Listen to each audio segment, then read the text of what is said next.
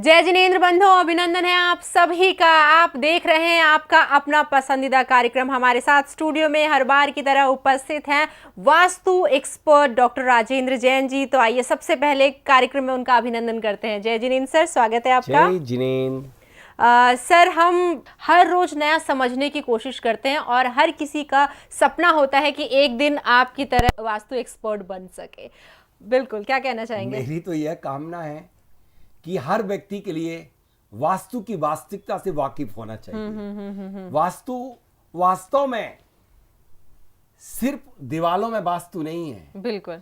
तोड़ फोड़ का विज्ञान वास्तु नहीं है। व्यवस्थित जीवन जीने की कला है और व्यवस्थित जीवन जीना ही जीवन है। तो किन किन चीजों में वास्तु है? अगर सिर्फ 4 दिशाओं का नाम वास्तु नहीं है तो किस चीज का नाम वास्तु है, और वास्तु में किन चीजों का विशेष ध्यान रखना चाहिए? वास्तु में दिशा नहीं अपितु दशा का महत्व है। दशा से अभिप्राय यह है कि कौन सी भूमि आपको उपयुक्त है, कौन सी अनुपयुक्त है। कौन सी भूमि आपके लिए व्यापार के लिए, निवास के लिए, धार्मिक प्रतिष्ठान के लिए, शिक्षा के लिए, युद्ध के लिए। जिस तरह से आपको एक मैं बहुत बढ़िया बात बताता हूं, जब महाभारत होने वाला था तो 2 चचेरे भाइयों के बीच में युद्ध था। अब 2 भाई, चचेरे भाई यानी 2 एक ही खून, जब सेम खून लड़ाई लड़ता है तो वह खून खून को नहीं देख पाता है। तो श्री कृष्ण जी जैसे वास्तुविद कोई नहीं हुए उस समय काल के। सबसे एक्सपर्ट वास्तु सलाहकार यदि कोई थे तो श्री कृष्ण, भगवान श्री कृष्ण थे। उनने अनेक स्थानों का चयन करते करते 6 माह बीत चुके थे। जब एक पहाड़ी पे बैठे, थक गए, वहां देखते एक दृश्य को, एक महिला राहट चला रही थी। पहले जो पंप नहीं हुआ करते थे और पानी खेतों में सींचा जाता था, राहट, उसने उसकी राहट चलाते चलाते उसकी क्यारी जो मिट्टी की टूट गई और पानी बहने लगा। तो उसने अपना बच्चा जो 3 माह का था और वो टोकरी में लेटा हुआ, तो उसको उठाया और क्यारी की जगह लगा दिया, मिट्टी की जगह, और खेत में पानी देने लगी।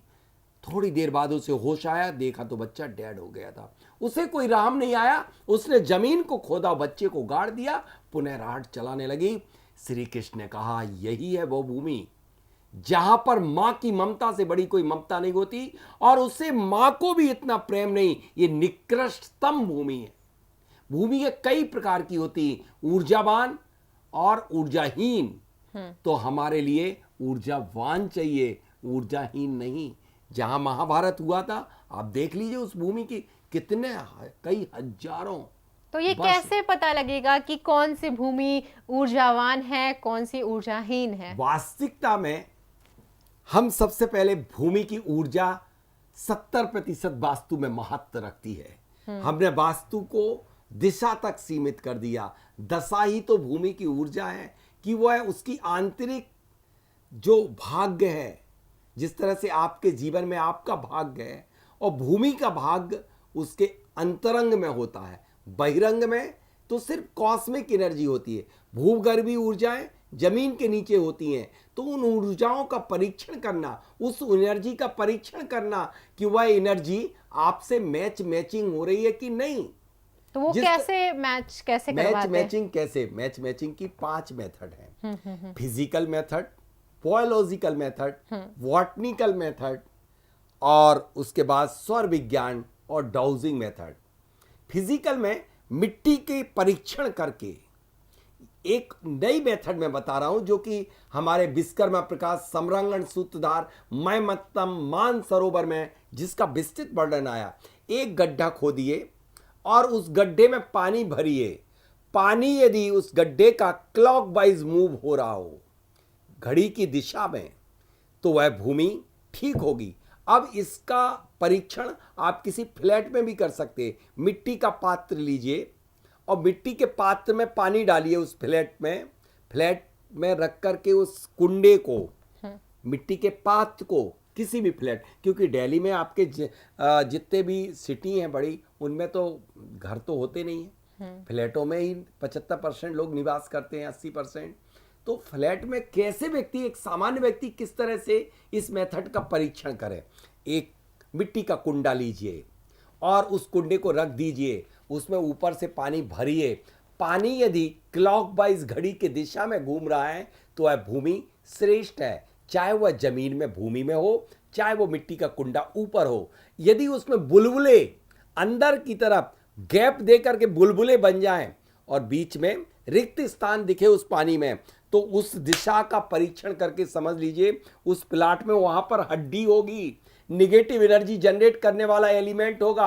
हमारे आचार्यों ने इतनी बड़ी कृपा की है, हमें सारी मेथड बताई है किस तरह से आप भूमि का परीक्षण कर सकते हैं। वास्तव में यदि किसी भी जमीन में सल्ल रहती है तो जीवन सल्लमय व्यतीत होता है, ना व्यापार की गति, ना मानव का शरीर स्वस्थ रह पाता है। बिल्कुल, एक चीज नाना प्रकार की पीड़ाएं, कष्ट, रोग, शोक, भय आदि व्याधि अनेक पीड़ाओं भोगतता रहता है जीवन भर। जी जी जी, आपने भी फैक्ट्री की बात की है, तो बहुत सारे लोग बड़े शहरों में ले लिए या छोटे शहरों में हर कोई इन्वॉल्वमेंट देने जा रहा है। जी जी। तो जब फैक्ट्री के लिए कोई भूमि का चयन किया जाता है तो उसका परीक्षण कैसे किया जाता है? देखिए, भूमि का परीक्षण फैक्ट्री के लिए सबसे अत्यधिक ऊर्जा की जरूरत होती है। निवास के लिए अलग प्रकार की ऊर्जा की जरूरत अच्छा, होती है। इसमें भी दो अलग अलग होते हैं? जी हाँ, देखिए हम अभी बहुत सारी मेथड का वर्णन करेंगे, क्योंकि मेरे समय ये एनर्जी के लिए मुझे 12 घंटे भी कम है इस विषय को बताने के लिए, लेकिन मुझे सारी बातों को 12 मिनट में बताना है। I mean to say that, मतलब पूरे एक ही एपिसोड में जी। तो मैं आपके लिए सिर्फ मूल बातों को बता देना चाहता हूं। आम दर्शक भी आप ध्यान से सुनिएगा, कितनी मजेदार बात है कि जब आप किसी भी भूमि का, चाहे इंडस्ट्रियल लैंड हो, चाहे वह निवास की हो, व्यापार की भूमि के लिए सबसे ज्यादा ऊर्जा चाहिए होती है, क्योंकि वह स्थान जो कि सैकड़ों हजारों लोगों के जीवनोपार्जन का साधन बनता है, वह भूमि, उसमें ऊर्जा यदि ज्यादा होगी तो वहां से आपका व्यापार बहुत गति पकड़ेगा। उसको चेक करिए, पानी की जो मेथड बताई उस तरीके से। दूसरी ओर जब वह रा भूमि है, कच्ची भूमि है, उस पर कौन से पेड़ पौधे उगे हुए हैं, वो किस दिशा में झुक रहे हैं, उसमें जीव जंतु कैसे हैं, यदि वहां पर अत्यधिक मात्रा में कांटेदार वृक्ष या चैत्य वृक्ष यानी कि पीपल इत्यादि के वृक्ष बहुत ज्यादा लगे हुए हैं और आप उसको काट करके और वहां पर यदि आप निर्माण कर रहे हैं, फैक्ट्री बना रहे हैं, तो निश्चित रूप से घातक है, वह आपको अनेक कष्ट देगा।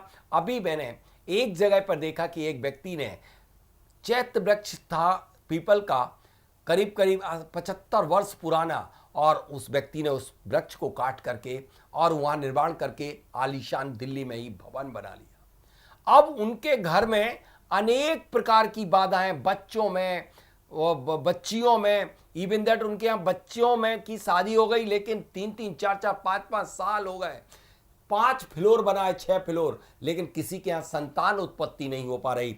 जब मैंने इन 2 कॉपर राडों के माध्यम से देखा, चेक किया, तो स्पष्ट समझ में आ गया कि वह भूमि बाधित थी। इन एनर्जी को मैं इन कॉपर राडों से चेक करता हूं। कैसे कैसे यह भी जानना है आपको? बिल्कुल।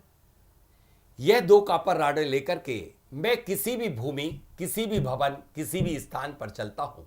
जितनी इंटेंसिटी से ये कॉपर राडें घूमती हैं, उसके आधार पर कह देता हूं कि वह भूमि उतनी ऊर्जावान होगी। जब यह 2 कॉपर राडें मंद मंद गति से भूमि में घूमती हैं तो वह भूमि मध्यम होती है। जब यह 2 कॉपर राडें किसी भी भूमि पर बिल्कुल भी नहीं घूमती हैं, तब वह भूमि बाधित भूमि होती है। जब कभी यह राडें किसी भी स्थान, भूमि, भवन पर एंटी क्लॉकवाइज घूमती हैं, तब उस स्थान पर जहां पर यह राडें एंटी क्लॉकवाइज घूम रही होती हैं, उस स्थान पर नेगेटिव एनर्जी जनरेट करने वाला कोई भी एलिमेंट, जैसे स्केल्टन, जो अभी मैंने पानीपत का, सोनीपत का आपको एग्जाम्पल दिया, वह इन 2 राडों ने ही ट्रेस किया था। वहां पर यह एंटी क्लॉकवाइज घूम रही थी, घड़ी के विपरीत दिशा में। पर्टिकुलर जिस स्थान पर घूम रही थी उसको मैंने चिन्हांकित किया और वहीं पर जेसीबी लगवाई और देखा तो बस तीसरा फन मारा ही था कि वह स्केल्टन इजीली दिख गया। ऐसे ही मैंने अनेक स्थानों में बंद फैक्ट्रियों में, बंद कारोबारों में, जिन घरों में क्लेश, बीमारियां अनेक प्रकार की हो रही थी, वहां पर हड्डियां गड़ी हुई थी। आज समय जिन घरों में मृत्यु हो गई थी, उनके घरों से स्केलेटन निकाले, उसके शुद्धिकरण किया, 16 संस्कार भूमि के किए, वह भूमि ऊर्जावान हुई और आज वह सुख शांति पूर्वक लोग निवास कर रहे हैं और व्यापार की गति तेज हो चुकी है। वास्तव में जब भूमि के अंदर सल्ल होती है तो जीवन सल्लमय व्यतीत होता है। बिल्कुल, आपने कहा कि डाउजिंग तकनीक के माध्यम से बहुत आसानी से ये चीज़ पता लग जाती है। आपसे एक प्रश्न पूछना चाहूँगी, हमारे बहुत सारे दर्शक ये जानना चाहते हैं कि अगर ये इतना ही इम्पोर्टेंट है तो हमने हर वास्तुविद के पास ये क्यों नहीं देखा है? देखिए, मैं अन्य वास्तुविद की तो बात नहीं कहूँगा, इतना अवश्य निवेदन करूँगा कि वास्तु विद्या के साथ इस भारत में छल हो रहा है।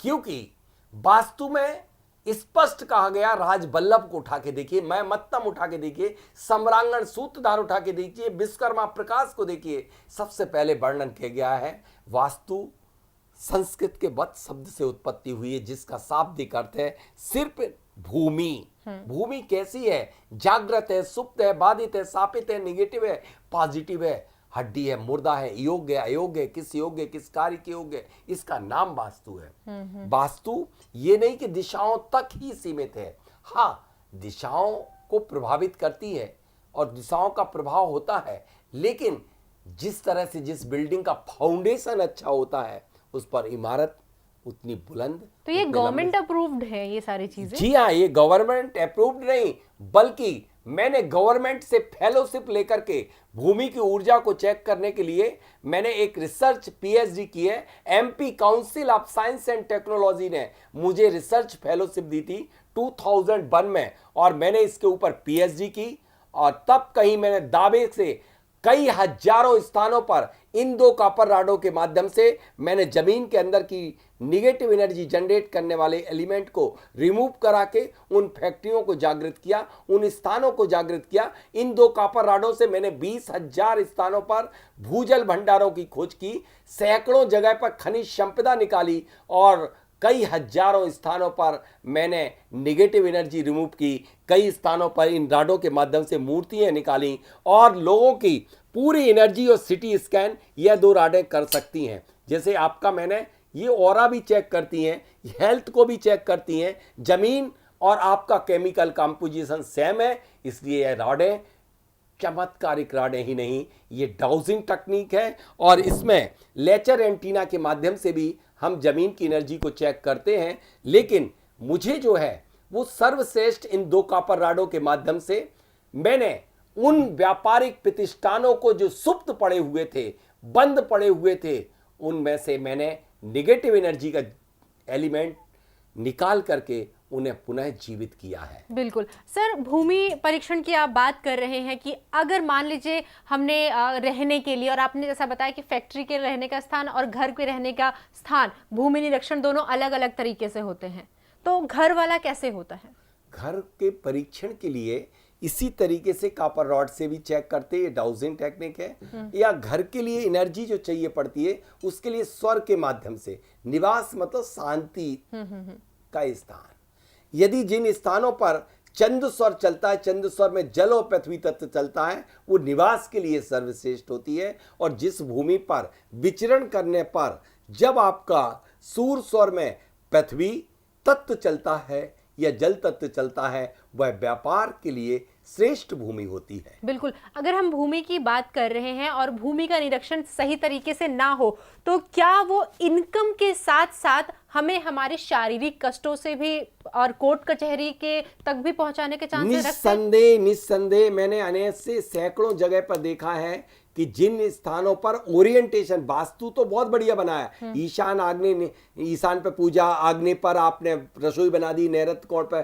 बेडरूम बना दिया, वायव्य पे स्टोर बना दिया, गेस्ट रूम बना दिया, ब्रह्म स्थान खाली डाल दिया, लेकिन वह सब लोग भी कष्ट में पाए गए क्योंकि उनके यहाँ की लैंड एनर्जी जीरो थी। तो ओरिएंटेशन कुछ भी नहीं, सिर्फ और सिर्फ केवल भूमि की ऊर्जा सर्वाधिक महत्वपूर्ण है। भूमि की एनर्जी आपको यदि कमजोर है तो बढ़ा देना चाहिए। सबसे बढ़िया एक ट्रीटमेंट मैं बता रहा हूं लैंड एनर्जी को बढ़ाने के लिए, ये आप देख रहे होंगे क्रिस्टलाइज्ड क्वार्ट्ज।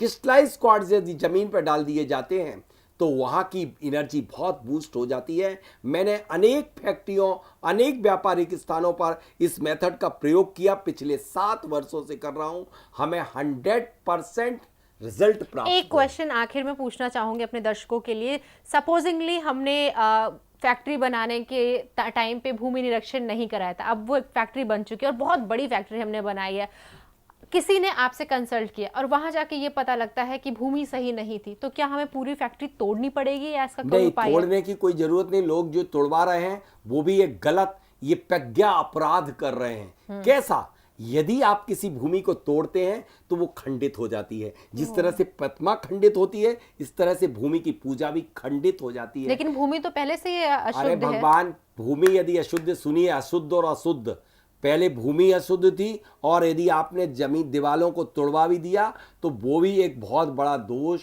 हो जाता है। उसमें प्राण प्रतिष्ठा जिस तरह भगवान की जाती है, इस तरह से पूजा करके आपने दीवालों को प्रतिष्ठित किया था, आपको पुनः पूजा करवाना चाहिए, प्रतिष्ठित करवाना चाहिए, तब कहीं होगी। दूसरा, यदि भूमि नेगेटिव है तो आपको उसका शुद्धिकरण करना चाहिए। शुद्धिकरण के 3 मेथड बता रहा हूं।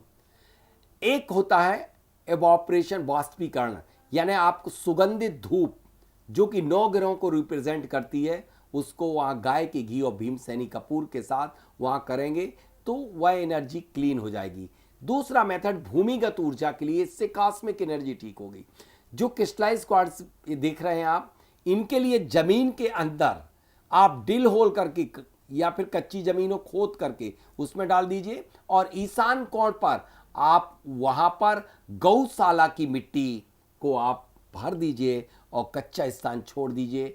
निश्चित रूप से वहां पर चमत्कारिक परिवर्तन होंगे और आपका व्यापार या आपका निवास में सुख शांति प्राप्त होगी। जी बिल्कुल, तो ये बात हुई लैंड एनर्जी की और किस तरीके से लैंड एनर्जी यानी आपके ज़मीन का, भूमि का शुद्ध होना कितना इम्पॉर्टेंट होता, वो इस कार्यक्रम के माध्यम से, इस एपिसोड के माध्यम से आपने जाना। अगर आपकी भी कोई क्वेरी है तो आप संपर्क कर सकते हैं और आप चाहते हैं कि आपकी डूबती हुई नैया को पार कोई लगाए और राजेंद्र जी आपके पास आके आपकी समस्या का समाधान करें, तो आप संपर्क कर सकते हैं। टेलीफोन नंबर्स आपके टीवी स्क्रीन पर लगातार दिखाए जा रहे हैं। आज के लिए बस इतना ही, दीजिए इजाज़त। बहुत बहुत धन्यवाद आपका सर। जय जिनेंद्र। जय जिनेंद्र।